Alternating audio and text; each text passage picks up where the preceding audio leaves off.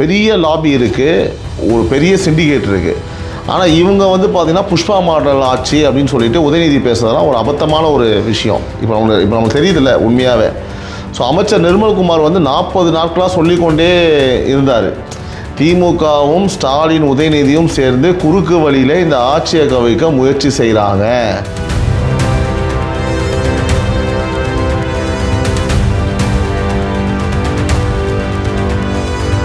வந்து சீக்கிரமாக கவுந்துரும், இது ஆட்சி இருக்காது அப்படின்னு திரும்ப சொல்கிறாங்க. ஸ்டாலின் அவரும் முன்னாடி சொல்லியிருந்தார். ஸோ அது ஏன் சார், அது காரணம் என்ன, அது ஏன் அவங்க அப்படி சொல்கிறாங்க சார்? அது வந்து பார்த்தீங்கன்னா அது வந்து ரொம்ப ஒரு மாதிரி ஒரு குழந்தைத்தனமாக தான் நான் பார்க்குறேன் சந்தோஷ். அதை ஸ்டாலின் வந்து பார்த்தீங்கன்னா 6 மாதம் இந்த ஆட்சி கவுளுன்னு சொல்லியிருக்காங்க.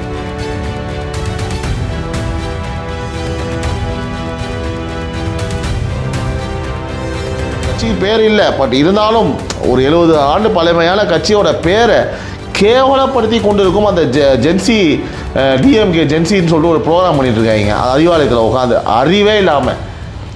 அதெல்லாம் வந்து ஒரு மிகப்பெரிய பேக் ஃபயர், இந்த கட்சிக்கு ஒரு மிகப்பெரிய ஒரு அழிவு. அதெல்லாம் அவங்க ட்ரோல் கண்டென்ட் எடுத்துறாங்க. இதெல்லாம் ஏன் ஸ்டாலின் அவர்களுக்கு புரியல? இதை தான் யோசிக்கணும்.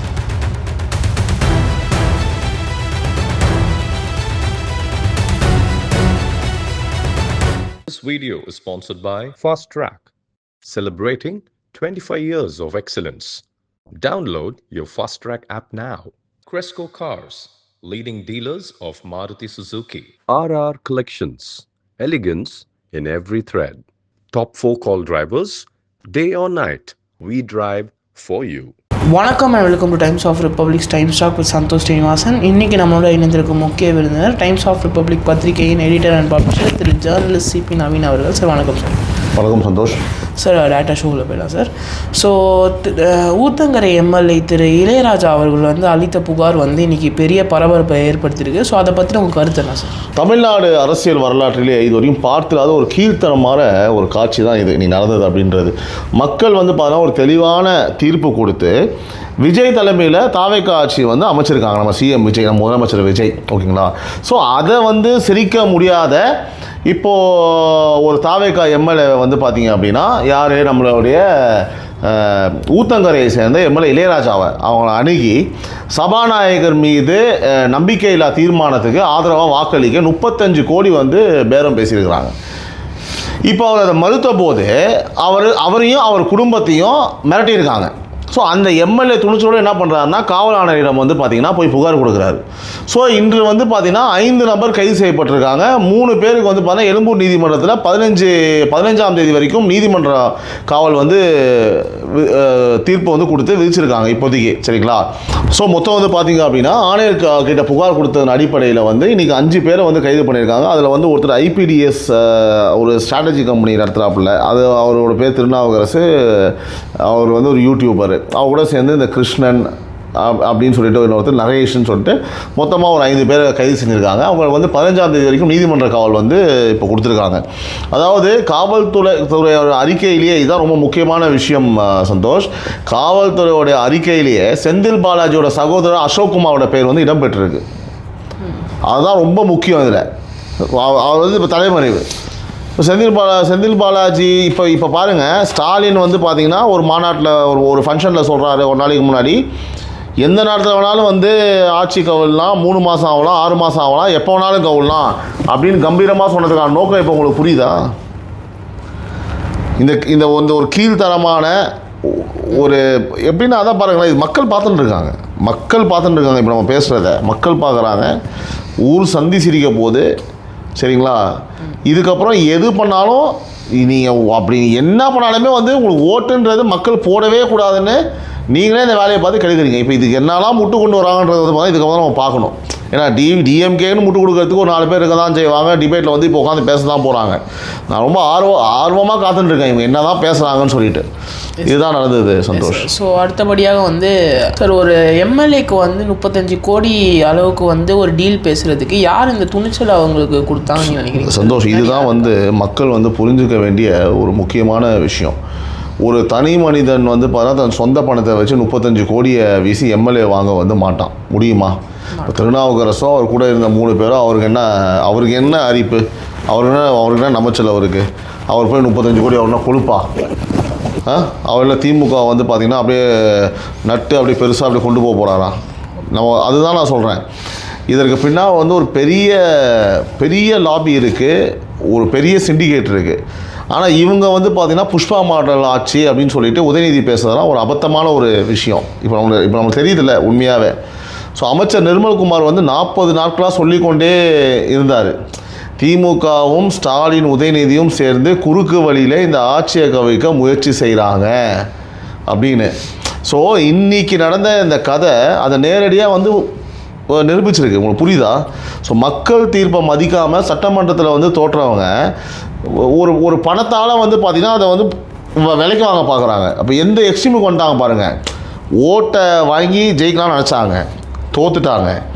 இன்றைக்கி எம்எல்ஏ வாங்கிடலாம். அப்போ நீ காசை வச்சு தான் என்ன வேணால் பண்ணுவியா? நீ என்ன வேணால் பண்ணுவ. நீ ஆட்சியில் இருக்கணும், அதிகாரத்தில் இருக்கணும். இது எப்படி மக்கள் இதை விட ஒரு பெரிய ஜனநாயக கொலை வந்து வேறு எதுவுமே இருக்க முடியாது. இது வந்து ஒரு மிகப்பெரிய ஜனநாயக ஒரு கொலை. இது ஜனநாயக படுகொலை. இவங்களெல்லாம் அதிகாரத்தை கொண்டு வந்தால் இவங்க என்ன பண்ணுவாங்கன்னு நினச்சி பாருங்களேன். அந்த வெறி பிடிச்ச மாதிரி சுற்றிட்டு இருக்காங்க. அந்த அதிகார வெறி பிடிச்ச மாதிரி வேணும் வேணும் வேணும் வேணும் வேணும் சொல்லிட்டு எப்படியாவது குறுக்கு வழியில் உள்ளே வரணும். அது நடக்கவே நடக்காது. வாய்ப்பே கிடையாதுங்க. அது வாய்ப்பே கிடையாது. எழுதி வச்சுக்கோங்க. நான் சொல்கிறேன், இப்போ இந்த ஆட்சியெல்லாம் கவுக்கவே முடியாது நீங்கள். ஓகே. ஸோ அடுத்தபடியாக வந்து நம்ம இந்த அரசு மேலேயே வந்து நம்பிக்கையில்லா தீர்மானம் வந்து கொண்டு வரலாம்ல. ஏன் அவங்க சம்மந்தமே இல்லாமல் திடீர்னு சபாநாயகர் பக்கம் இதை கொண்டு போகிறாங்க? ஏன்னா அந்த வழி வந்து பார்த்திங்கன்னா அவங்களுக்கு வந்து இப்போது அடைப்பட்டு போச்சு. அதை அவங்க பண்ண முடியாது. சரியா? அரசன் நம்பிக்கை வாக்கெடுப்பு சமீபத்தில் முடிந்து விட்டது. உங்களுக்கு புரியுதுங்களா? ஸோ விதிப்படி அதற்கு பிறகு ஒரு குறிப்பிட்ட இடைவெளி இல்லாமல் நீங்கள் மீண்டும் வந்து பார்த்திங்கன்னா அரசின் மீது நம்பிக்கையில்லா தீர்மானம் வந்து கொண்டு வரவே முடியாது. நீங்கள் புரிஞ்சுக்கணும். ஸோ அந்த மெஜாரிட்டி வந்து பார்த்தீங்கன்னா சிஎம் விஜயிட பத்திரமா இப்போ இருக்குது, நம்மளுக்கு தெரியும். அது பார்த்தா டெய்லி வேறு எல்லாம் போய் சேர்ந்துட்டுருக்காங்க. ஓகேங்களா? ஸோ அதனால தான் இப்போது சபாநாயகரை இலக்கு வைக்கிறாங்க, அவரை குறி வைக்கிறாங்க. ஸோ சபாநாயகரை மாற்றி சபையோட கணக்கை வந்து எப்படியாவது புரட்ட முடியுமா என்ற வந்து ஒரு வழி. இப்போ அவர் தானே முடிவு பண்ணுறாரு, உள்ளே வரவனை சேர்க்கலாமா வேணாமா, இது நான் அக்செப்ட் பண்ணுறேன்னா அக்செப்ட் பண்ணலையா. ஆனால் அவங்க ஒன்று வந்து புரிஞ்சுக்கணும். சரிங்களா? சிஎம் விஜயின் எம்எல்ஏக்கள் வந்து பார்த்திங்கன்னா 3 லட்சம் 4 லட்சம் செலவழித்து மக்கள் ஆதரவாக வென்றவங்க. எவ்வளோ? 3 லட்சம் 4 லட்சம் சொல்லும் போது யோசிக்கிறாங்க. 3 லட்சம் தொகுதிக்கு வந்து பார்த்திங்கன்னா 70 கோடி 80 கோடின்னு கொட்டி வந்து பார்த்திங்கன்னா ஜெயித்தவங்க வந்து திமுக காரனுங்க. தோற்றவங்களும் அவனுக்கு தான் இந்த எலெக்ஷனில். நீங்கள் புரிஞ்சுக்கணும். சரியா? ஸோ வந்து பார்த்தீங்கன்னா அவங்கள பணத்தால் வந்து அசைக்கவே முடியாதுங்க. நீங்கள் அதை புரிஞ்சுக்கணும். ஃபஸ்ட்டு நீங்கள் புரிஞ்சுக்கணும். வந்து விஜய் அவர்கள் மேலே வந்து பார்த்திங்கன்னா இந்த விஸ்வாசம்னு சொல்லுவாங்க இல்லையா? இந்த விஸ்வாசம் சொல்லி ஸ்டாலின் பக்கத்தில் சுற்றின்னு இருக்கவங்களும் சேகர் பாபு கூட அப்படியே அழுதார் குளத்தூரில். நீங்கள் பார்த்துருப்பீங்க கன்றாவியாக அதை பார்க்குறதுக்கு. அதெல்லாம் விஸ்வாசம் கிடையாது. அது என்ன தெரியுமா? அது நாஞ்சில் சம்பத் சூப்பராக சொன்னார். அது பயம். ஐயோ நம்ம ஜெயிச்சிட்டோமே, அவர் தோத்துட்டு அப்படியே என்ன பண்ண போகிறாங்கன்னு தெரியலையேன்னு சொல்லிட்டு. அது விசுவாசம் கிடையாது. ஆனால் விஜய் அவர்கள் மீது கூட இருக்காங்க தெரியுமா, அதெல்லாம் விசுவாசம். சுற்றி இருக்கோம் அவ்வளோ பேரும் உண்மையான விசுவாசிகள். அதனால தான் ஏன் நான் சொல்கிறேன் நான் அதுக்கும் ஒரு லாஜிக்கான பதில் வச்சுருக்கேன். எதுவுமே இல்லாத போதே, அவர் நடிகராக இருக்கும் போதே அப்போ இருந்து இப்போ வரைக்கும் அவங்க தானே கூட இருக்கிறாங்க. எல்லாத்துக்குமே வந்து பார்த்திங்கன்னா இங்கே ஒரு ப்ராப்பரான ஒரு ஸ்டாட் இருக்குது, லாஜிக் இருக்குது நம்ம பேசுகிறதுக்கு. அவர் மினிஸ்டருன்னு தெரிஞ்சோ, புரியுதுங்களா? ஆனால் திமுகவில் அப்போ இருந்து இப்போ வரைக்கும் பதவி வரும்போதே பாலிடிக்ஸ் தானே. அரசியல்னாலே வந்து பார்த்திங்கன்னா ஒரு பதவி வெறி இருக்கும், அந்த பவர் வெறி இருக்கும். அதனால தான் அவங்க கூட இருந்தாங்க. ஆனால் இங்கே அப்படி கிடையாது. நடிகர் அப்போ இருந்து இப்போ வரைக்கும் கூட இருந்தவங்க தான் இங்கே அமைச்சர்களாக இருக்காங்க. அதனால் அந்த விசுவாசிகளை நீங்கள் விலைக்கெலாம் வாங்கவே முடியாது. அதெல்லாம் ஒரு பெரிய முட்டாள்தனம் அது. சார், ஸோ அடுத்தபடியாக வந்து இதே நாளில் வந்து இந்த விஷயம் நடக்கும் போதே வந்து திரு முதலமைச்சர் விஜய் அவர்கள் வந்து என்ன பண்ணியிருக்காருன்னா மாம்பழத்தில் வந்து கூட்டணி கட்சிகள் கூட்டம் வந்து ஒன்று நடத்தியிருக்காரு. ஸோ அதை பற்றின ஒரு கருத்து சார், எதாவது கனெக்ஷன் இருக்குமா? அதுக்கு இதுங்களாம் கனெக்ஷன் கிடையாதுங்க. நம்ம அதை எப்படி பார்க்கணுன்னா, இது சிஎம் விஜய் அவர்களுடைய ஒரு அரசியல் முதிர்ச்சியை தான் காட்டுது. ஒரு அழகான நகர்வு இது. ஒரு புறம் வந்து பார்த்திங்கன்னா இந்த எதிரிங்கெல்லாம் ஆட்சியை கவிழ்க்க வந்து பணம் வீசிட்டு இருக்காங்க. அதே நாளில் வந்து சிஎம் விஜய் வந்து தன் கூட்டணியை இன்னும் வலுவாகிறதுக்கு அவர் வேலையை அவர் செஞ்சுட்டு இருக்காரு. எப்பவுமே நான் சொல்லுவேன் இல்லையா, அவர் பாட்டுக்கு அவர் ரூட்டில் போய்கிட்டே இருப்பார். ஓகேங்களா. அதுக்கான ஒரு எக்ஸாம்பிள் தான் நடந்த சம்பவம். ஸோ ஆட்சிக்கு ஆதரவு அளித்த காங்கிரஸ், விடுதலை சிறுத்தைகள், இடதுசாரிகள், மதிமுக, முஸ்லீம் லீகு, மறுமலர்ச்சி திமுக அனைவரையும் வந்து பார்த்தீங்கன்னா மாமல்லபுரத்தில் ஒரே மேடையில் வந்து அழைச்சி ரொம்ப நோக்கம் வந்து தெளிவாக இருக்குது. அதாவது இதுவரை வெளியிலிருந்து ஆதரவு என்ற ஒரு தளர்வான அமைப்பை ஒரு உறுதியான ஒரு ஒற்றுமையான அரசியல் கூட்டணியாக வந்து பார்த்திங்கன்னா மாற்றுவது தான். ஓகேங்களா. ஸோ உள்ளாட்சி, நாடாளுமன்ற 2029 தேர்தலில் வந்து நோக்கி ஒன்றிணைந்து வந்து பார்த்திங்கன்னா பயணிப்பது தான் இதான நோக்கமாக இருக்கும் ஆக்சுவலி அவங்க மீட் பண்ணது. ஸோ ஒரு புதிய கூட்டணி பெயர் வந்து ஒரு புதிய கூட்டணி பெயரை குறித்து கூட அவங்க வந்து பார்த்திங்கன்னா ஆலோசனை நடந்திருக்கு. இது ரொம்ப ஒரு முக்கியமான விஷயம். ஸோ இவ்வளோ நாள் வந்து பார்த்திங்க அப்படின்னா உங்களுக்கு தெரியும் அந்த INDIA கூட்டணி, அந்த இந்தியா கூட்டணின்னு சொல்லக்கூடாது. ஓகேங்களா. அந்த கூட்டணியில் வந்து பார்த்திங்கன்னா திமுக இருக்குது உங்களுக்கு தெரியும். இவங்க NDA கூட்டணின்றது உங்களுக்கு தெரியும். அந்த பாஜக, ADMK இருக்குது. அந்த மாதிரி இவங்க எல்லாம் சேர்ந்து அந்த கூட்டணி குறித்து ஒரு பேர் அமைப்பதற்காக பேசியிருக்காங்கன்னு நம்ம கேள்விப்பட்டோம். அது என்ன பேராக இருக்குன்ற ஒரு ஆர்வத்தில் நானும் உங்களை மாதிரி காத்திருக்கிறேன் சார். ஸோ இது கனெக்ட் பண்ணி ஒரு கொஸ்டின் சார். இப்போ இவங்க கூட்டணி அமைக்கிறாங்க, இந்த கூட்டணி உண்மையிலேயே வந்து ஒரு வலுவான ஒரு கூட்டணியாக இருக்கும்? நிச்சயமாக. இன்று வந்து தமிழ்நாட்டு அரசியலில் ஒரே பார்வையில் பாருங்கள் நீங்கள். ஒரு புறம் அதிமுக வந்து பார்த்திங்கன்னா உள்ளே வெளியும் உடஞ்சி எம்எல்ஏக்கெல்லாம் வரிசையாக வந்து விலகி எல்லாமே வந்து தாவேக்கா ஆஃபீஸ் பக்கம் வாரத்துக்கு சாட்டர்டே கிளப்புக்கு போகிற மாதிரி சாட்டர்டே ஒவ்வொருத்தங்க வந்து பார்த்தீங்கன்னா கோயிலுக்கு போவாங்க, ஒவ்வொருத்தங்க வீக்கெண்டுக்கு ஊருக்கு கிளம்பி போகிற மாதிரி அரசியல்வாதிகள் மொத்தமாக கிளம்பி தாவேக்கா ஆஃபீஸு பனையூருக்கு போயின்னு இருக்காங்க. ஓகேங்களா. வீட்டை விட்டு வெளியே வர மாட்டார், வீட்டை விட்டு வெளியே போனால் சொல்லி இப்போ எல்லாம் அந்த பனையூரை நோக்கி எல்லாம் இப்போ அவங்க அரசியல்வாதிகள் மொத்த பேரும் அங்கே போயிட்டுருக்காங்க. சரிங்களா. ஸோ 9 மூத்த நிர்வாகிகள் எடப்பாடிக்கு எதிராக கடிதம் வந்து எழுதியிருக்காங்க. மறுபுறம் வந்து பார்த்திங்கன்னா விஜயன் கூட்டணி பாறை போல் ஒற்றுமையாக அப்படி நிற்கிது. திருமாவளவன் வந்து பார்த்திங்கன்னா 5 ஆண்டு ஆதரவு வந்து உறுதியளிச்சிருக்காப்புல. யார்? திருமாவளவன். இடதுசாரிகள் வந்து பார்த்திங்கன்னா இந்த ஆட்சி பல ஆண்டுகள் வந்து நீடிக்கும் அப்படின்னு சொல்லியிருக்காங்க. சரியா. ஸோ இது வெளிப்படையாகவே சொல்கிறாங்க. இப்போது ஒரு புறம் வந்து பார்த்திங்கன்னா ஒரு சிதைவு இருக்குது, ஒரு புறம் வந்து பார்த்திங்கன்னா ஒரு ஒருங்கிணைப்பு. இதுதான் இன்றைய தமிழ்நாடு அரசின் உண்மையான ஒரு படம். ஓகேங்களா. அதே மாதிரி மக்கள் வந்து பார்த்திங்கன்னா சிஎம் விஜய் வந்து ஏன் தேர்ந்தெடுக்கிறாங்க என்பதற்கு இந்த ஒற்றுமையே வந்து பார்த்திங்க அப்படின்னா பதில். இப்போ எல்லாரும் சேர்ந்து என்னதான் இருந்தாலும் பரபரப்பாக நடந்துட்டு இருக்கும் போது நீங்கள் நல்லா திரும்ப அழுத்தமாக சொல்கிறாங்க. ஒவ்வொரு நாளும் அவரோட வேலையை செஞ்சுக்கிட்டு, மக்கள் வேலையை செஞ்சுக்கிட்டு, மக்கள் பணியை செஞ்சுக்கிட்டு, கட்சியை வலுப்படுத்துறது, கூட்டணியை வலுப்படுத்துறது, தமிழ்நாடு மக்களுக்கு என்னவோ செஞ்சுட்டு போயிட்டே இருக்காரு. இதுதான் முக்கியம். அடுத்தபடியாக வந்து பார்த்திங்கன்னா எதிர்கட்சியினர் வந்து பார்த்திங்கன்னா இந்த ஆட்சி வந்து சீக்கிரமாக கவுந்துரும், இது ஆட்சி இருக்காது அப்படின்னு திரும்ப சொல்கிறாங்க. ஸ்டாலின் அவரும் முந்தானே சொல்லியிருந்தார். ஸோ அது ஏன் சார்? அது காரணம் என்ன? அது ஏன் அவங்க அப்படி சொல்கிறாங்க சார்? அது வந்து பார்த்திங்கன்னா அது வந்து ரொம்ப ஒரு மாதிரி ஒரு குழந்தைத்தனமாக தான் நான் பார்க்குறேன் சந்தோஷம். அதை ஸ்டாலின் வந்து பார்த்தீங்கன்னா 6 மாதம் இந்த ஆட்சி கவுலுன்னு சொல்லிட்டு கண்டிப்பாக சொல்லினே இருக்கிறாரு. ஓகேங்களா. ஸோ இப்போ என்ன சொல்கிறேன் அப்படின்னா 6 மாதம் இல்லை, இப்போ மொத்தம் 51வது நாள் நினைக்கிறேன் இன்றைக்கி. இந்த 51 நாளில் வந்து ஒரு இம்மி அளவு கூட இந்த ஆட்சி வந்து ஏதாவது ஒன்று நெகட்டிவாக வந்து சொல்லி மக்கள் வந்து ஒரு பெரிய அதிருப்தியாகி அந்த மாதிரிலாம் எதுவுமே இல்லை, ஒரு துளி கிடையாது. மக்கள் உண்மையாகவே ரொம்ப சந்தோஷமாக இருக்காங்க. இந்த 51 நாள் இந்த திமுக ஆட்சியில் ரிவர்ஸில் கொண்டாடுறாங்க. ரிவர்ஸாக இருக்குது இப்போது. அது அவருக்கு புரியணும். அது எப்போ புரியும் தான் எனக்கு தெரியல. திமுக ஆட்சி மக்கள் விரோத ஆட்சி ஒழிந்து இன்னியோட 51 நாளாவது. இப்போ ஒரு 6 மாதம் சொல்லிட்டு இருந்தால் 6வது மாதம் முடியல, இன்னியோட மக்கள் விரோத ஆட்சி ஒழிந்து 6 மாதம் ஆகுது. இந்த மக்கள் சொல்லுவாங்க 5 ஆண்டுகள் கழிச்சு இதான் சொல்லுவாங்க, 10 ஆண்டுகள் கழிச்சு இதான் சொல்லுவாங்க. ஸ்டாலின் அவர்கள் புரிஞ்சுக்குவேன். ரிவர்ஸில் அவர் பேசிகிட்டு இருக்கார். அவர் என்ன ஐடியாலஜியில் பேசுகிறாரு, இல்லை யார் அவரை ஏமாத்துறாங்க? இப்போ ஒரு வீட்டில் ஒரு குழந்தைய வந்து அப்பா வந்து பார்த்தோன்னா வரும்போது கண்டிப்பாக லாலிபப் வாங்கிட்டு வரேன், ஐஸ்கிரீம் வாங்கிட்டு வரேன் அப்படி வீட்டை விட்டு கிளம்புறதுக்கு குழந்தைய ஏமாற்றிட்டு போவாங்க தெரியுமா? அந்த மாதிரி யாரோ ஸ்டாலின் அவர்களை ஏமாத்துறாங்க. நான் லாலிபப் வாங்கி தரேன் அப்படின்னு சொல்லி ஏமாத்துறாங்க போல இருக்குது. எனக்கு அப்படி தான் தோணுது. ஊர் முழுக்க ஒருத்தன் ஒரு திசையில் போயிட்டு இருக்கும்போது நான் மட்டும் ரிவர்ஸில் போகணும், சம்மதமே இல்லாமல் ஒரு தனியாக ஒருத்தன் சுடுகாடுக்கு போகிற மாதிரி ஓகேவா இந்த போக ஒரு வழியை தேடி போனால் அது என்ன சந்தோஷம் நீங்கள் சொல்லுவீங்க? இந்த ஆட்சி கவுலுமா நீங்கள் சொல்லுங்கள். அப்படி ஏதாவது ஒரு சிம்டம்ஸ் இருக்கா? இல்லை அவர் ஒரு விஜய் அவர் மேனிஃபெஸ்டேஷன் பண்ணார்ல, அந்த மாதிரி அவரும் மேனிஃபெஸ்ட் பண்ணுறாரோ? இல்லை அவர் மேனிஃபெஸ்ட்லாம் பண்ணுற மாதிரி தெரில. நான் அதை சொல்லிக்கிட்டே இருந்தால் நான் அம்பானி ஆவேன் கருணாசுர படத்தில் 4 மணி இருந்துச்சு ஒத்த காலன்னு சொல்லியிருப்பாப்புல. அந்த மாதிரி சொல்லியிருப்பாங்க. ஒரு எதிர்கட்சி சொல்லி தான் ஆகணும் நம்ம அவங்க ஆட்சி கவுந்துரும் சொல்லி அப்படின்றனால அவர் சொல்கிறாரா? சொல்லணுன்றதுக்காக சொல்கிறாரு. அவ்வளோதான். உண்மையாகவே இதுதான் அவங்க சொல்லணுன்றதுக்கு தான் சந்தோஷம் அவர் சொல்கிறாரு. ஆனால் எனக்கு உள்ளபடியே வருத்தம் என்னன்னா சந்தோஷ், ஒரு முதிர்ச்சி ஒரு வயசு ரொம்ப அதிகமாகிடுச்சோ எனக்கு இப்போ நான் சொன்னே டக்குன்னு எனக்கு தோணுது. ஏன்னா வயசானதுக்கப்புறம் நம்ம என்ன பண்ணுறோம் ஏது பண்ணுறோம் தெரியாமல் பாவம் வீட்டில் ஏதாவது பேசிகிட்டு இருப்பாங்க. எனக்கு வருத்தமாக இருக்குது, உள்ளபடியே வருத்தமாக இருக்குது.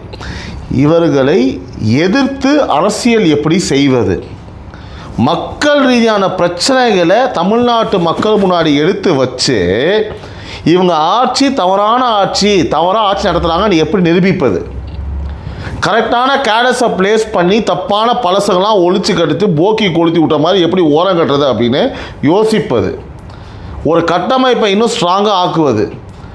இப்போ இருக்க ஜென்சி கிட்ஸுக்கு ஏற்ற மாதிரி, ஜென்சி கிட்ஸ் தான் ஒரு பெரிய டாப்பிக்கு, கேவலமான அபத்தமான சில விஷயங்களை வந்து ஊர் ஊராக வச்சுக்கிட்டு கட்சியோட ஒரு உண்மையாக சொல்கிறேன், கட்சியோட ஒரு பேர், அந்த கட்சிக்கு பேர் இல்லை பட் இருந்தாலும் ஒரு 70 ஆண்டு பழமையான கட்சியோட பேரை கேவலப்படுத்தி கொண்டு இருக்கும் அந்த ஜென்சி டிஎம்கே ஜென்சின்னு சொல்லிட்டு ஒரு ப்ரோக்ராம் பண்ணிட்டு இருக்காங்க அறிவாலயத்தில் உட்காந்து, அறிவே இல்லாமல்.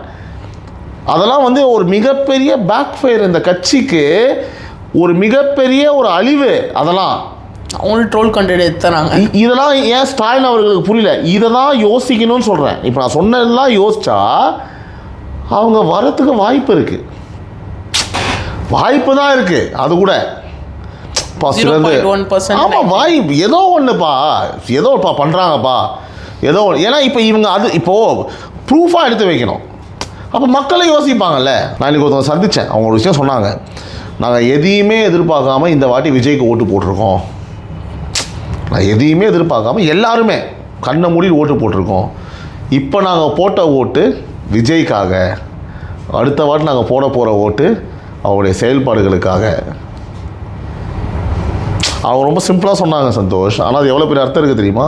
நான் கண்ணை மூடி ஓட்டு போட்டேன் உனக்கு, இந்த வாட்டி மட்டும்தான் கண்ணை மூட்டு ஓட்டு போடுவோம் உங்களுக்கு ஓட்டு, அடுத்த வாட்டி நீங்கள் பண்ணுற செயல் உங்கள் ஆட்சிக்கும் நீங்கள் செய்கிற செயல்பாடுகளுக்கு மட்டும்தான் ஓட்டு. மக்கள் தெளிவாயிட்டாங்க, மக்கள் தெளிவாயிட்டாங்க. அப்போது இந்த மாதிரி மக்கள்லாம் இருக்கும்போது, இந்த மாதிரி மக்கள் இருக்காங்க தெளிவாக, நீ லூசுத்தனமாக வந்து பார்த்து அப்படின்னா, நான் அவரை சொல்லலை, ஓவராலாகவே சுற்றி இருக்கவன் பேசலாம் கேட்டுன்னு, புரியுதா உனக்கு? ஒரு நாலேஜபிளாக இல்லாமல்.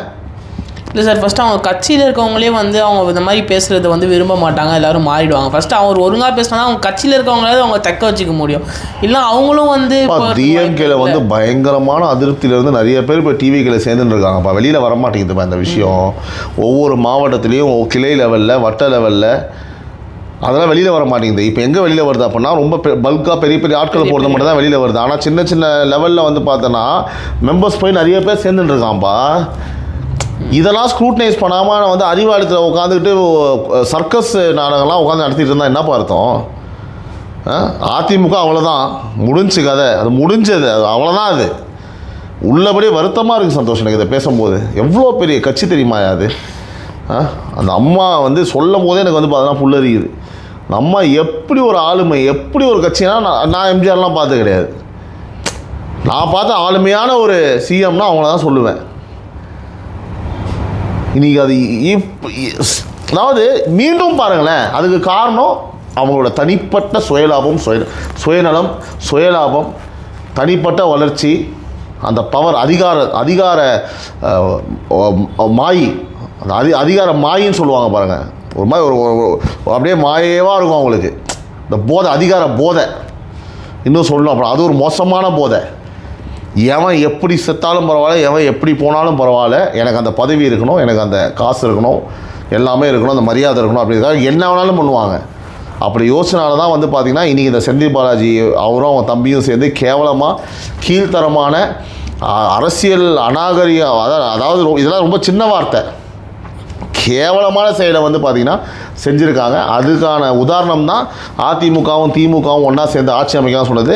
அதுக்கான உதாரணம் தான் ஐயுஎம்எல் தலைவர் வந்து பார்த்திங்கன்னா ஸ்டாலினே ஃபோன் பண்ணி எடப்பாடியை சிஎம் ஆகலான்னு சொன்னது. இதெல்லாம் நம்ம கேள்விப்பட்டிருக்கோமா?